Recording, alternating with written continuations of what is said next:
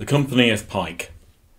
Each infantry regiment during the British Civil Wars consisted of two sorts of soldiers: the musketeers, armed with the matchlock or flintlock musket, and the pikemen.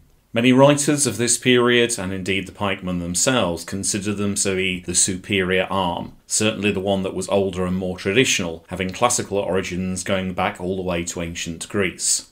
They often referred to the pike as the queen of the battlefield, and the men who carried them as the gentlemen of the pike. These men would be formed into a dense body in the centre of every infantry regiment for protection against enemy cavalry and enemy infantry.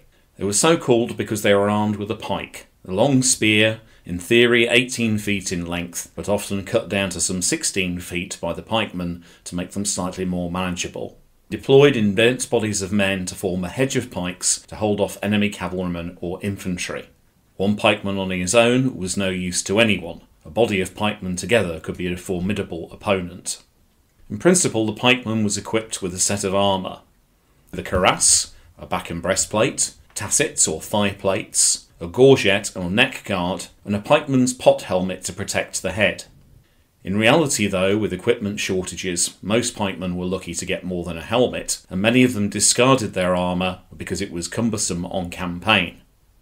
Pikemen would be formed up in order to protect the musketeers, so would form in the centre of the infantry regiment. Here they could be deployed to hold off enemy infantry or cavalry, whilst the musketeers were vulnerable whilst reloading their weapons.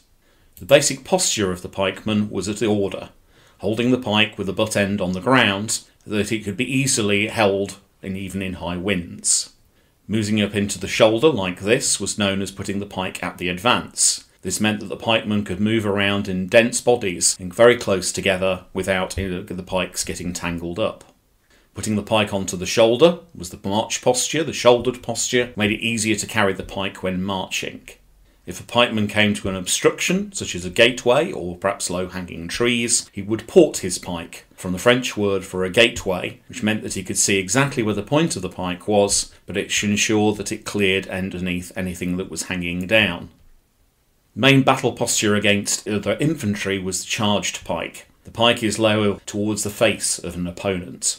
Against cavalry, horsemen, the pike would be put down, the butt of it was into the ground, the right foot braced behind it, and the pike levelled down at a 30-degree angle, more or less a horse's chest height. A dense body of pikemen like this formed a hedgehog of pikes in all directions known as a shieldtron. This would of course be used to discourage cavalry from coming too close to the men, and the length of the pike meant that the horses couldn't get in, the horsemen on the back couldn't use their swords against the pikemen or other infantry, and that also the bodies of musketeers on either side of the pikemen could dive underneath and take shelter away from the cavalry. Towards the end of the Civil War, as flintlock muskets became more common, quicker and easier to load, pikemen became less important, and by this point there were perhaps 2, maybe even as many as 4 musketeers for every single pikeman.